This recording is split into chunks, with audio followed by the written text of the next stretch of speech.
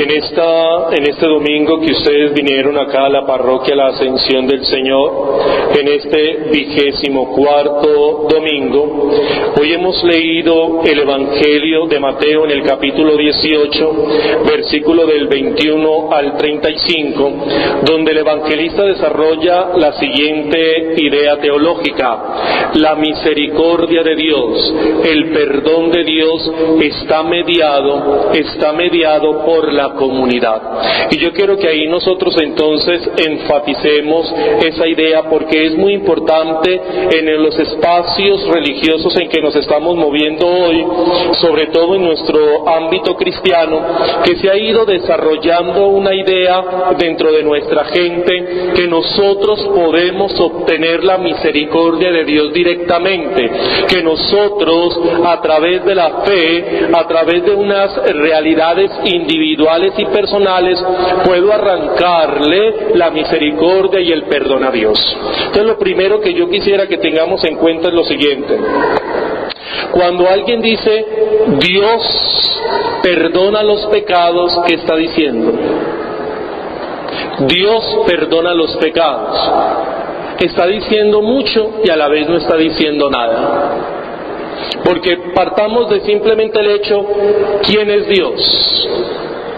¿Cómo usted logra conceptualizar la realidad de Dios? En este momento, ¿quién ha visto a Dios para poder hablar de Él? ¿Quién ha tenido un contacto directo con Dios para poder definirnos quién es? Y es posible que el Eterno, el Todopoderoso, pueda ser definido en categorías humanas. Usted y yo, que somos personas limitadas y que nuestro conocimiento se establece en los parámetros del espacio y del tiempo, porque nosotros conocemos a través del espacio y del tiempo, ¿alguien puede hablar de Dios? O cuando alguien habla de Dios, habla es de su experiencia personal.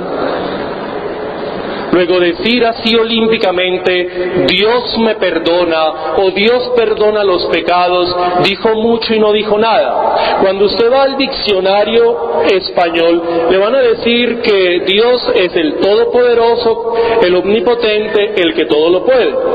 Si usted se va hacia el campo de la filosofía, le van a decir que Dios es aquel ser que es la esencia última de la realidad, que es el fundamento último de la realidad. Pero volvemos a decir, ¿eso concreta quién es Dios? Luego, cuando una persona así suelta dice Dios me perdona o yo le pido a Dios que me perdone, ¿qué es lo que está diciendo y hacia quién se está dirigiendo?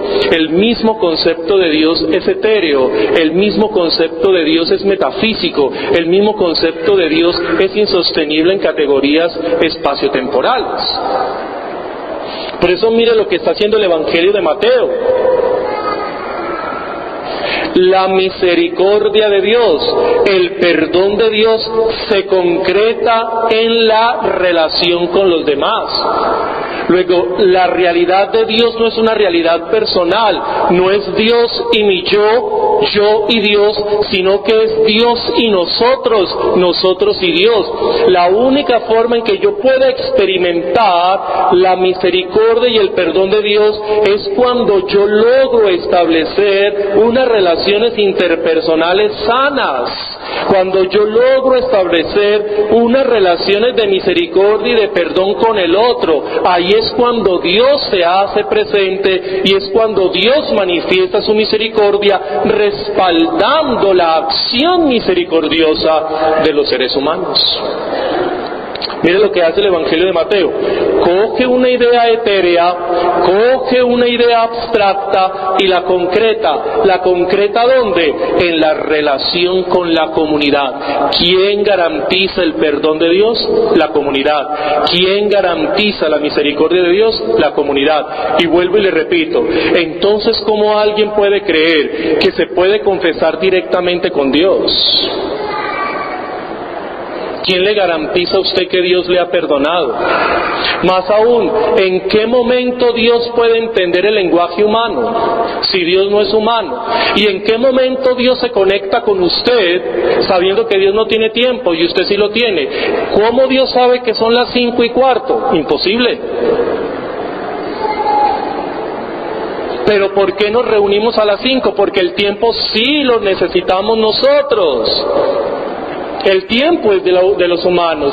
Y empezamos a hacer estos ritos, empezamos a celebrar estas realidades litúrgicas para romper el impedimento hacia Dios, para que Dios, que no tiene espacio y tiempo, los ritos nos ayuden a romper esa situación de alejamiento con Dios y Dios pueda entender nuestra situación.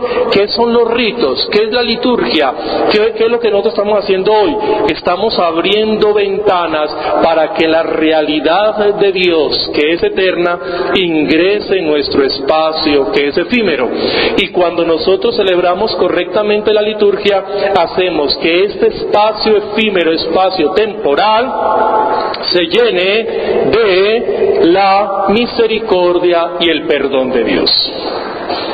Usted es católico, no se deje llenar la cabeza de ideas extrañas.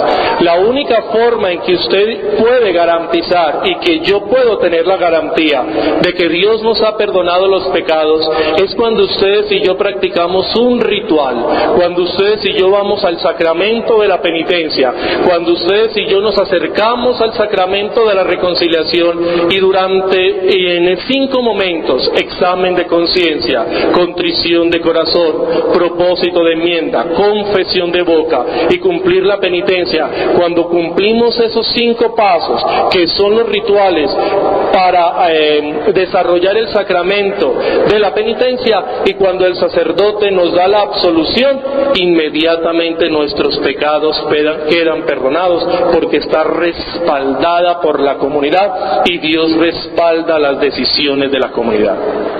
No se deje engañar que no hay conexión directa con Dios, no la hay.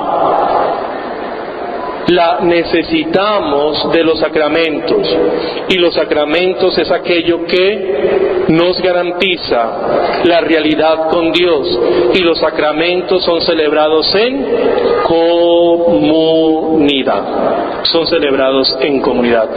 Terminemos entonces. Mateo hace un planteamiento muy concreto.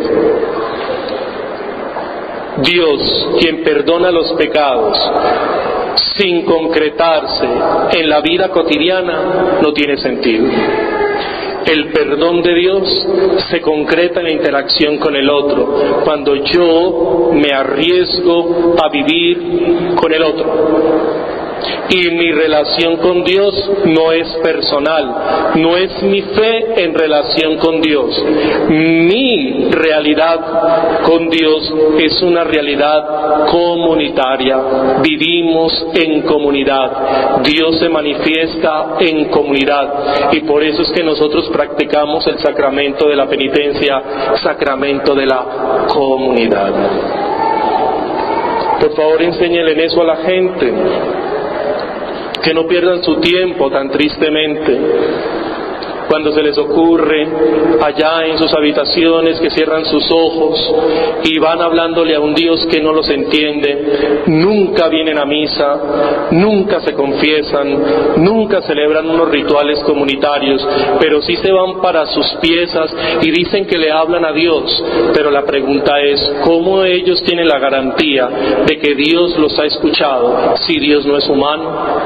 Mientras que cuando practicamos estos rituales tenemos la garantía que los rituales tienen la característica de que son eternos y efímeros, es decir, tienen la característica de Dios y los hombres, y los rituales, la materia, la palabra, el gesto, unen esas dos realidades eternas y efímeras, dándose la garantía entonces de que ustedes y yo hemos sido escuchados por Dios y que Dios ha bendecido nuestros espacios. ¿Sí se imagina usted lo que es ser católico? ¿Se acuerda usted cuántos sacramentos tiene la Iglesia? 7. Y no solamente se limita a 7 sacramentos, sino que tiene un montón de sacramentales: agua bendita, escapularios, novenas, procesiones, un montón de cosas que la Iglesia tiene para que ustedes y yo abramos las puertas y las ventanas a Dios, y la gracia del Todopoderoso Eterno nos bendiga. El Señor esté con vosotros.